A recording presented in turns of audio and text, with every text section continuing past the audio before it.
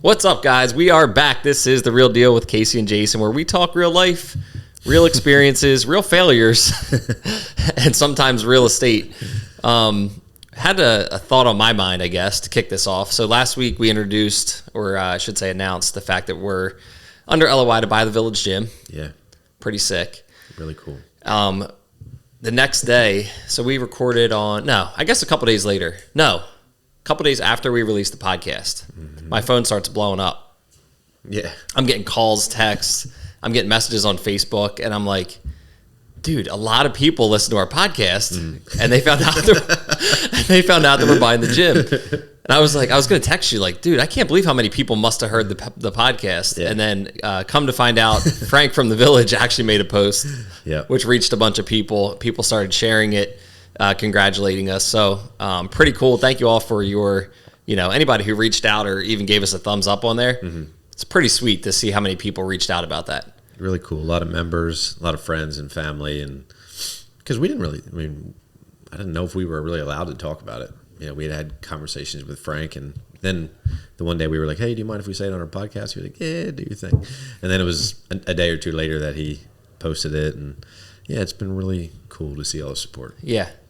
Thank you, Frank, for he had a great post he put out there. It's awesome. Yeah, very, very nice, to us, and looking forward to what's to come there. So, if you did hear the announcement on the podcast, you were the first ones. Yeah. So we thank you for that. If not, again, we just appreciate you guys reaching out. But those couple days there where people were calling, texting, emailing, sending messages and all that, it got me thinking a little bit. Because we got a lot of comments like, you guys are crushing it. You guys are on fire. You guys are killing it. Yeah. Like, how many people? Yeah, that was very common to hear. And I don't mean that in any certain way, but a lot of people said those exact same things. Like, you're killing it. You're crushing it. Those were like common phrases. Yep. I know you saw them, and I saw them too. Yeah, we saw a lot of that. And it got our wheels turning when we were talking yesterday, going over some things. We don't want anyone to think out there that we are crushing it or killing it. Because we don't always feel that way. Just being perfectly transparent with everyone out there. You don't ever view anything online, or even if you know somebody, even if it's a personal relationship, don't ever assume that somebody has everything figured out. Yeah, I think you and I talked, like you mentioned, whatever day it was, about the importance of how we thought it was important to be transparent with everybody out there. And while we're grateful that people are reaching out saying all those nice things, like, sincerely, thank you for that. I don't, and I know you don't see yourself as any different than anybody else. No better, no different whatsoever. And I think being transparent about all the things that we struggle with on a daily basis is important. Yeah. And I just, I think more than anything, I don't want someone to feel like somebody else, and me or anybody else, is ahead of them, and that they can't catch up, or that they are behind the eight ball because somebody else is already doing this, or they've already done something I want to do, or they feel like they're 10 steps ahead of me, because in all actuality, like we've talked about, we don't feel that way by any means. Yeah, we were kind of like making notes on the spot for this show when we started talking about it a few days ago, and my notes say, I have no money, I'm figuring it out, I have no clue what I'm doing, I don't like to wake up. Like, all those things are super true. Yeah. Like, I can't stress enough that, like, we're taking this day by day. Yeah. And I think the important thing is that we are moving forward. Committed. And committed to making it work and figuring it out. And we don't even have this whole thing figured out as far as like, there's still pieces that have to be sorted out, ironed out, financing. There's some, contractual stuff that we have to still iron out. So it's by no means like completely figured out, but we're just like, you know what? This is something that aligns with what we want to do. It fits into all these other areas that we're passionate about and that we have interest in and we want to grow in, and we're going to move in that direction. Yeah, it's important to recognize the opportunity and have faith that you can. I think that a lot of what you and I draw from past experiences in real estate and mortgages is has a faith component to it, because with every deal, there's so many different things going on. You don't really know how it's all going to shake out, but No. you just know that you'll get through it. Yeah. And that's kind of the feel that this has for me too. It's like, no, I don't have all the answers in anything, but we're surrounded by a lot of good people. Mm-hmm. The village ownership and staff and members are welcoming us with open arms, and I just know that like we're going to lean on them. Yeah. Be ready. We're coming for you guys. Yeah. We're going to ask a lot of questions. Yeah. You're right, though, and I think that there's always an aspect of uncertainty when you get into something new. And even like you said, in a real estate transaction, you never know in the very beginning all of the things that are going to come up. Mm-hmm. You just know from doing it enough times that stuff is going to come up and that you figure it out, and then you move forward and you get the deal closed at the end of the day. But there's no way to forecast that. So you're kind of like you're walking into a kind of a dark tunnel. Mm-hmm. And you're hoping that there's a light at the end of the tunnel, but you can't see it yet. Yeah. So you just keep moving in that direction of where you think the light's going to be, and then, eventually you get there. But I think that darkness kind of does freeze some people. Mm-hmm. Freezes me at times. Yeah. But just to be perfectly clear with everyone out there, we don't have it all figured out. We don't know what we're doing a lot of the times, and sometimes I feel like the same way. Like I look at other people and I think, man, they've got it figured out. They are way ahead of us. They are way ahead of me. They've got a better relationship with their kids or maybe, whatever. And it's just, I have those same feelings, and I don't want anyone else to look at us and feel that same way. Yeah, I don't want when I see how certain business owners portray what they do online, I think that they do portray that they do have it all figured out. And I think that's a problem. Like, I don't like that at all, because to me, that almost puts a barrier up between the person who's viewing the content and the person who is posting the content. Like, you could never do this because of how well I've got it all figured out. And I think most of the time that's not the case, but I think that's coming from a place of weakness. I just do. From whoever is posting that content is coming from a place of weakness or insecurity, and it manifests in this overconfidence that they know anything and everything. And I want to let people know that we feel the opposite way. Yeah, I think you're right. I think it is a little. It can't be genuine because, again, I've seen kind of and talked to enough people that do have very successful businesses. They have great incomes, great everything. From the outside looking in, but getting to know people like that, you realize it doesn't take long either. In a short conversation that's kind of one-on-one, that they're figuring shit out too, just like we are, and they're taking it step by step. But what they do have is, the resilience and the end vision in mind, and then just they're like, just going to keep moving forward, keep getting better. But I think you're right. There's a lot of people, especially right now in this whole world of social media and podcasting. To me, there's definitely a big aspect of it that doesn't seem very genuine. Mm-hmm. Something we talked about when we started this, that we're not going to go down that road. Yeah. Could it lead to something else? I don't know. Maybe people would view you differently if you did act like you had it all figured out. But at the end of the day, that's not what we're after. No. I just want to be in the position. The only thing that I know for sure is I want to be in a position where I can help as many people as possible. And I know that this is another way to do that. That's what I know. That's the beginning and the end of it. Yeah. I love that. And I think that's how you can kind of get out of some of those feelings of, that that you should be further ahead, or that you don't have it as figured out as somebody else, is that grab onto one thing like that, one kind of small thing, and just say, you know what, there's a lot of factors here. There's a lot of stuff going on around this, but the goal is help as many people as we can. How do we connect with more people? How do we have an avenue for people to get better and improve? And then you look at the decision in that lens, and it makes it a lot easier to be like, oh yeah, this is definitely something that fits that. Yeah, I agree. Because there's a million ways you could look at this from the outside. There's the financial aspect of it. There's, there's a lot of things. And if you kind of analyze, I think, all of them, it would be very convoluted in your head. It would be a very difficult decision to make. Yeah, overwhelming, Whereas we kind of looked at it and we're like, man, this fits in great with what we're trying to do. Yeah, it was kind of the piece that tied everything together. It was like the environment, able to have everything under one roof and make it all fit together. but like just kind of going back to the transparency thing, like I'm definitely not upbeat every day. I'm not on top of the world. Like I was at the gym this morning and yesterday morning with buddies of mine, Steven and Charlie, buddies of ours, and like it's so weird because like that's at the Village, right? The place that we are buying, the business that we're buying. Yep. And I didn't want to be there. Like I was tired. I just wanted to stay in bed. I love Charlie. I love Steven. I love the Village, but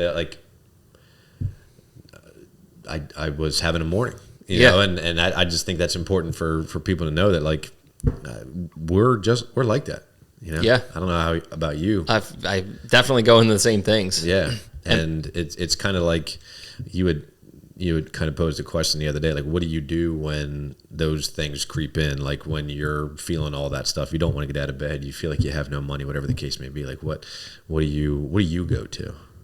You're asking me? Yeah. And I'll get your take on this too. So I find that when I go through one of those kind of, down things, for me, it's not generally like a day. It's really usually for me, like it seems like maybe a week, even 2 weeks. And I just feel off. I'm like, don't feel right about things. And I've had quite a few of them recently, honestly, with the mortgage business being what it was a couple years ago and what it's turned into now. It's really easy to fall into that. And I see, and I feel bad, but I have so many friends and colleagues and coworkers and everything that like they went on that downswing and they haven't, came back up from it yet, to be honest with you. And like people dropping out of the business and everything. Mine though, it seems like it's, it might be a week or two, luckily. But then the way I get out of that is I go back to the things that really what 75 hard, what you do for 75 hard. So I get up earlier. I read in the morning, exercise in the morning before work. Yep. Watch what I eat. So I log food into my phone and make sure that I'm eating what I'm supposed to be eating. I don't drink to get out of that. And really just try to cut out anything else that, just little things that I know don't make me feel good. Like we talked about on the last podcast. Yeah. Eating, just really eating crap or, the drinking. I mean, I don't really have a whole lot of other things I cut out, but mainly those things. And I find that honestly, after doing that for even just a day or two, I feel a lot better. Yeah. I love that. Anything that you can consume, cutting out the things that you consume from like a food perspective and like an environment perspective. Social media too would be another one of them. So when I feel those ways, when I feel like I'm in a downswing, I'll notice that I'm on my phone a lot more and I'm on social media, which I don't even care about. I get like sucked into it. It's almost like it's like a vice or an addiction where it's like, definitely when I don't feel good, I'll go to that versus doing the other things I just talked about, like reading, exercising, whatever. Which are difficult things. Yeah. They're really difficult things. Especially when you're in a downswing. Yeah, because they take energy to start and they take intent. And but just like anything else, it's like that doing something. Reading is, I don't care. It's going to sound dumb. I think getting like into the mindset of reading is hard for me. Like it's much easier to just get in bed, scroll on your phone, go to sleep. Yep. But like I'm like, I actually have to turn my brain on now. I actually have to like mentally work. Like that's difficult for me. But I agree. After I do it, I always feel better. It's those things that are difficult in the moment that afterwards you're like, man, thank God I did that. So I agree big time with those, those strategies. For me, it's like yesterday morning and today I was like, man, like I don't want to be here, but I'm also working with my dad in the mornings, and it's like it's an opportunity for me to see Steven. It's an opportunity for me to see Charlie, see my dad, like to be with these people like in an environment that if I wasn't doing that intentionally, I wouldn't get that time with them. Somebody that I train has a saying based on in a time in their life when their father died, and based on how old they are now. That time frame from the age they are now to the age that their father died was about 11,000 days. Like he was about 11,000 days away from like the age that his father died in. Yep. And so his thing is like, no, we're doing this, man. Like we're working hard today. I got 11,000 days. Wow. Like that's like his this thing. I think it's pretty cool. That is cool. It's hard for me to get into mindsets like that. I tend to stew, and I'm just like, everything is about the moment and like how bad it is. But when you can pull everything back and really look at it like that, like, man, I'm spending time with people that aren't going to be here forever. I'm not going to be here forever. Those are the things that tend to work for me. And it's still difficult and it's still fleeting, and I still like in the moment I'm like, screw this. But it definitely makes it easier on me. Yeah. I think that perspective is really huge when you, like you said, you kind of back up. And we talked about that too. I sent you a clip the other day that we recorded. We're going back, I guess about a year ago. This clip was popped up on my Instagram, and it was me and you recording saying, hey, we're going to start a podcast or like some kind of live show. Like we want to do something to get a message out there. And it kind of feels like over the past year, to me, it sometimes feels like a crawl. Like we're not really making progress. We're like, we drop the ball in the podcast sometimes. Sometimes we miss an episode. We haven't updated descriptions, for a couple older episodes. Like it feels like we've dropped the ball along the way here in certain times, and it feels like we're just crawling. But then looking at right now where we are, if you look back a year ago, it's like, dude, we came a long way. Yeah, we really did. But it can be overwhelming if you drill down on a day-to-day basis of like, what did I do today? Like we're not going anywhere. But then, like you said, when you can kind of look back, especially, and have a benchmark of like, man, this is where we were and this is where we are now, that feeling subsides a little bit. Yeah, and everyone else can see what we have, like what it is now. Which I mean, it's a podcast that we've been doing for about a year. Yeah, we've put out quite a few, I don't know, maybe 30 shows. Okay, 30 shows. This is the 30th, I think. Yeah, so like that's amazing. Yeah. We have professional equipment for what that's worth. We spent a lot of money that we probably didn't need to, whatever. We have a YouTube channel. We get a couple hundred views on each one of these videos right now. Like, so other people would see that, but not really see kind of all the other minutia that's in the middle that we felt like we were crawling through. So I think that's, that's the view that you get from the outside. The other people also see, oh, these guys are buying a gym. Yeah, that's awesome. But like this was all, again, these little tiny steps and like just pulling forward for the past year that got us even to the point where we had that opportunity. Yeah, we talked about something like this a lot. And I think when you talk about it and when you do those little things on a day-by-day basis, you don't really even realize that they're getting you closer to that thing, but they're just moving in the direction that you want to head in. You're bound to run across many opportunities. Yeah. And it's just about taking advantage of them. Yeah. The other thing I'll say that I think a lot of people will relate to on this is when you're in that, kind of, if you're in a funk or a rut or whatever you want to call it, the other thing that always seems to help me is just to be grateful. And, that's kind of like what you were saying. You're at the gym, you're tired, you don't feel like being there. It's been a rough week. You got a million things going on. But like to stop and just stop yourself and be grateful for the time that you get to spend with your dad, with Charlie, with Steven. So I try to do the same thing. Whenever I'm in like kind of pissy mood for no reason, I'm like, dude, if I just stopped right now and just zoomed out and looked at my life, my beautiful kids, beautiful, awesome wife, great career that's led me to this point, the opportunity right now that it is slower and we can dive into something like the gym, and just really try to be grateful for all those things, that also just fixes me pretty quickly. Yeah.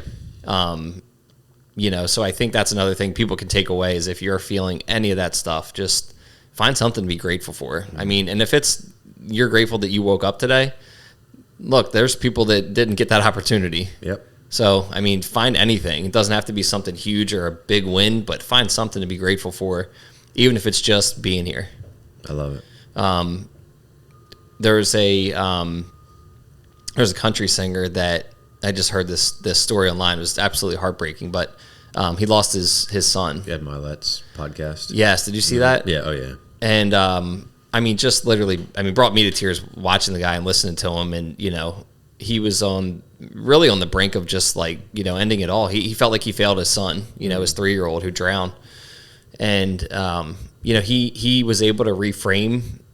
At least for certain times, I'm sure he's not like that all the time, but at least for certain times, he's able to reframe it in his mind that,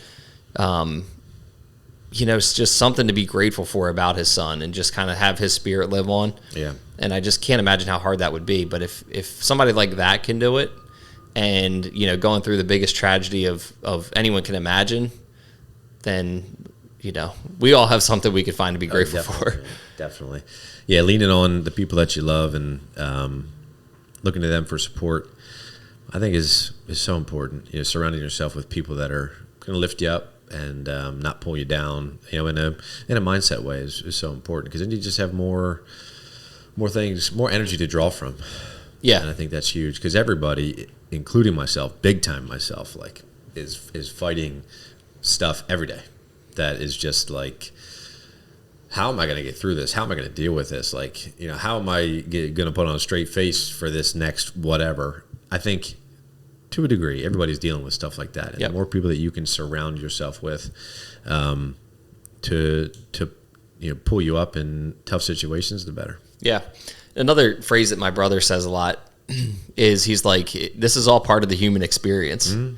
And like, yeah, that's so true. I mean, who's going to get through life nobody gets through life without these feelings, without things coming up, without losing loved ones. I mean, you can go down the list. I mean, everybody is going to go through life and experience all of these things. And it is all part of the human experience. Mm-hmm. And, knowing that there's no avoiding it, like, let's all try to look at that as, whatever happens, good or bad, like, this is it, man. This is part of the human experience. Yep. This is something that I have to get through, just like everything else that I've already gone through. And think about that too. Like, if you're in a low spot or a rough spot, look back and think about the hardest times you've had in your life. Think about all the things you've gotten through. Like, you've made it through all of them. Everyone. So don't think the next one's going to be, if it doesn't kill you, like, you're going to get through it too. Yeah, and it'll probably put you on the better side of things. That's what my experience says. My experience says that all the negative crap that you can go through and think you can never get through, you usually end up on the other side of it even better. Yeah. There's also a faith component to this that we don't really talk a lot about, but I think a lot of people, it doesn't have to be anything specific, but to have something kind of greater, a greater power, or a God, whatever it is for you individually that you have faith in. Mm-hmm. That there's some other power almost some other power at control that's going to lead you in the right direction and get you through that. I think that's another thing that's just so important. And again, it's going to be different for everyone, but having something there, I think, is important. Oh yeah. Yeah. Prayer is big for me. When I pray, I feel a lot better. And I try not to pray for strictly the solutions to my problems, but the things that I'm thankful for. Mm-hmm. And like, thankful for every challenge, every opportunity, thankful for the people that I have in my life. When I pray on those things, I feel so much better. Yeah, because you do. You get you feel the sense of bigger purpose, of the ultimate plan. Whatever you want to call it, and that puts me at ease. Mm-hmm. For sure. Yeah, yeah. I always I look at some people that are very strong in their faith, and it's I wonder sometimes, are they feeling the same things I am? And I think they do, but I think they also are able to put some of that burden in the hands of their, whatever they believe in, yep. Whether it be a God, Jesus, whatever it is, but they kind of put some of that burden in what they believe in and have faith in. And it seems to, kind of help with that feeling as well. Definitely. Yeah. For me, getting in a quiet space too, and like being outdoors, dude, it just changes. I don't know if it's like chemically, I'm sure there is some kind of scientific thing for it, but like being outside for me, like, I feel better. Yeah. So I don't know. I have to do some research on that. Like, maybe I'll try grounding, more consistently. I don't know. We've done the cold plunge. We've talked about that. All those things seem to help, but to me, it's kind of really getting back on a routine and doing those handful of things that I know make me feel better, and cutting out the things that I know don't make me feel good. Yeah, man. Absolutely. Quick question for you on this, because I know you haven't drank in a while. Yeah. Did you find that it, like, over the long term, do you feel more even keel now that you don't drink? Yeah, I think so. Yeah, there's that component of it. There's a component of I know Andy Frisella's on Lexapro, so am I. Like, Mm-hmm. that's something that has helped me out big time. It's not something I want to use as a crutch, but it was something that was necessary for me at the time. But yeah, I do. I think when I can really sit back and understand that like every thing that happens in my life originates with a thought. It originates with, me intentionally putting something in my brain. Then I know that I'm ultimately responsible for whatever happens. And I don't always or rarely ever think about it like that. It's in these moments that I can sit here and make it sound the right way. But when I think about it like that, I don't see the need to get frustrated or upset or too high and too low. I have my moments, and when there's big things that happen in life, it can happen. But overall, I think not drinking for sure, it has reduced my anxiety. Yeah, and I think all those all those highs and lows are part of that human experience. So we want to have them. You're going to have highs and lows. You're going to have good things that happen, bad things that happen. But yeah, I think with alcohol, for me, it seems like it kind of artificially spikes those highs and artificially makes the lows a lot lower. Yeah, I think it exaggerates both sides. Yeah, and I think even keel is just a good way to kind of describe the mindset I see a lot of people who that I look up to. Maybe, I don't know, they seem to be very even keel. You don't see them get very excited or anxious about things, and then they don't also get too upset or down about things. So it's like, to me, it seems like a kind of a good thing to shoot for, is like to stay even, and if it's cutting out alcohol or whatever else you can to keep yourself in that even keel, I think that'll be helpful for sure, man.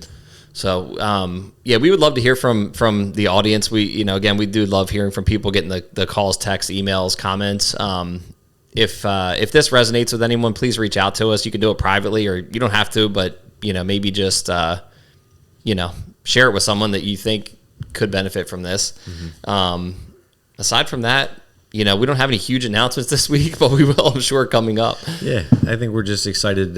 Next steps for us with the gym are just to, for you and me to put our heads together and really talk to the staff and things like that. So I'm excited to do a lot of those things. Yeah, same. Yeah, I signed up for my membership, went in, got dialed in, got my 24-hour card. Remo texted me. He's like, all right, dude, no excuses now. You better get your ass in the gym. Yeah. I'm like, got it. I'll be in there. And I told him, I'm like, you got to drop your YMCA membership. I know, come over and work out with us. Be a dual member. Yeah. So we're going to hold you to that, Remo. And anyone out there, if you would like to support us with the gym, we would absolutely love that. And until next time, we'll see you guys soon. See you.